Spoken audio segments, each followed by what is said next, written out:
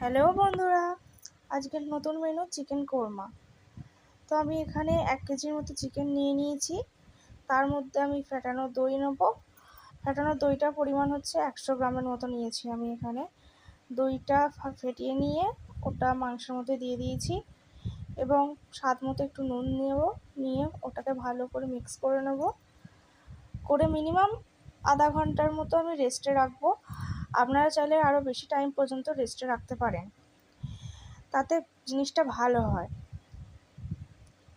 আমি এখানে মশলার জন্য নিয়ে নিয়েছি পেঁয়াজ, আদা, রসুন। আমি এগুলোকে বেটে নেব এবং বেরেস্তার জন্য আমি আলাদা করে দুটো মিডিয়াম সাইজের পেঁয়াজ ভালো করে কুচি কুচি করে কেটে নিয়েছি।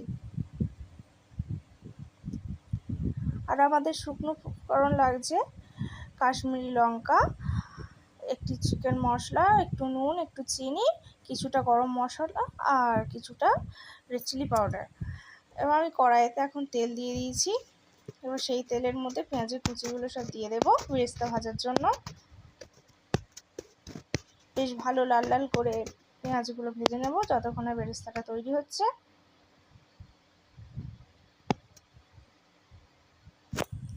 এই সময় গ্যাসের ফ্লেমটা মিডিয়াম রাখাটা খুবই ভালো হবে।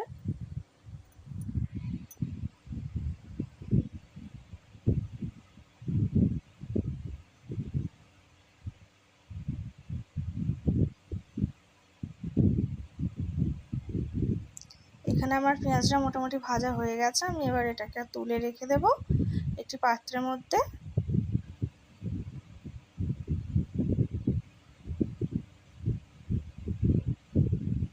এবং আমি সেই তেলের মধ্যেই এখন গোটা গরম মশলাগুলো সব দিয়ে দেবো।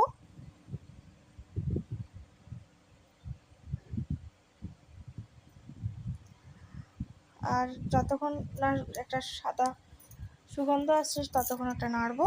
তার মধ্যে এবার পেঁয়াজ বাটাটা দিয়ে দেবো আমি।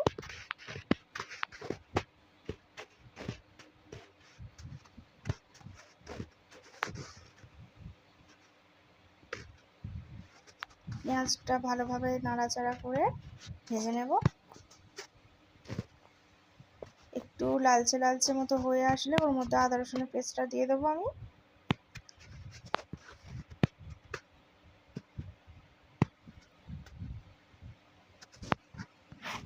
দিয়ে ভালো করে ওই হালসে গন্ধটা মরা পর্যন্ত আমি ওটাকে ভাজতে থাকবো। যখন দেখবো সাইড দিয়ে একটু তেল ছেড়ে দিয়েছে, তার মধ্যে আমি শুকনো উপকরণগুলো সব দিয়ে একে একে দিয়ে দেবো। প্রথমে দিয়ে দেবো নুন স্বাদ মতো।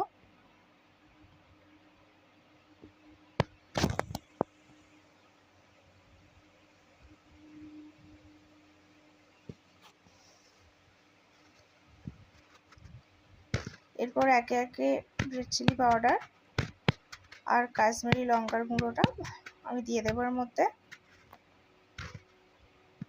দিয়ে আবার একটু মিক্স করে নেব।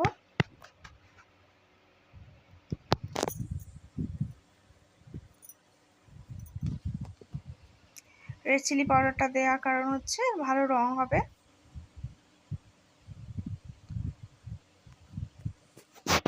চাইলে আপনারা রেড চিলি পাউডারটা এই কাশ্মীরি লঙ্কাটা নাও দিতে পারেন।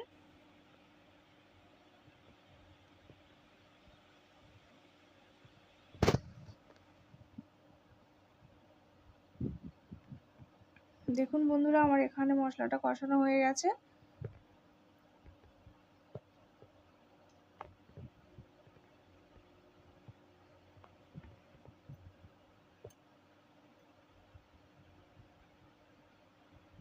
এবার আমি মশলাটার মধ্যে মাংসগুলো সব দিয়ে দেব।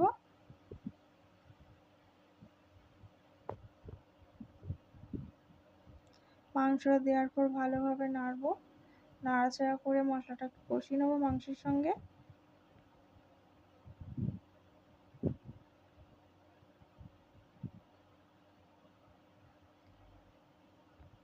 এবার আরেকটু নাড়াচাড়া করে কষিয়ে নেওয়ার পর ওটা আমি স্বাদ মতো একটু চিনিও দিয়ে দেবো এখন।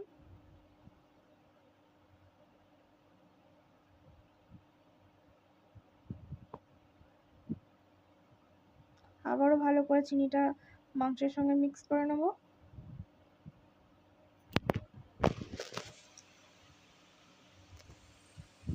এবার ভালো করে মিক্স করা হয়ে গেলে কিছুক্ষণের জন্য চাপা দিয়ে রাখবো। চাপা দিয়ে লো ফ্লেমে এটাকে একটু সেদ্ধতে দেবো মাংসটা। এবারে ঢাকাটা খুলে আমি মাংসটাকে আবার একটু নাড়াচাড়া করে ভালো করে কষিয়ে নিচ্ছি। এবারে আমি এখানের মধ্যে লিকুইড দুধ দিয়ে দিচ্ছি। আমি এখানে পাউডার দুধটা ব্যবহার করিনি, আমি লিকুইড দুধটা ব্যবহার করেছি। যদি আপনারা চান তো পাউডার দুধও ব্যবহার করতে পারেন, তাতে টেক্সচারটা আরও ভালো হয়।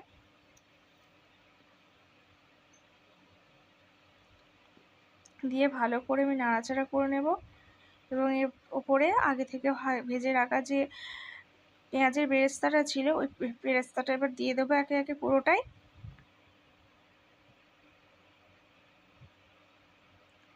এবং আমি ওর মধ্যে এবার চিকেন মশলাটা দিয়ে দেবো। আপনারা চাইলে চিকেন মশলাটা নাও দিতে পারেন, ওই জায়গায় গরম মশলার গুঁড়োটাও দিতে পারেন, খুব ভালো হয়।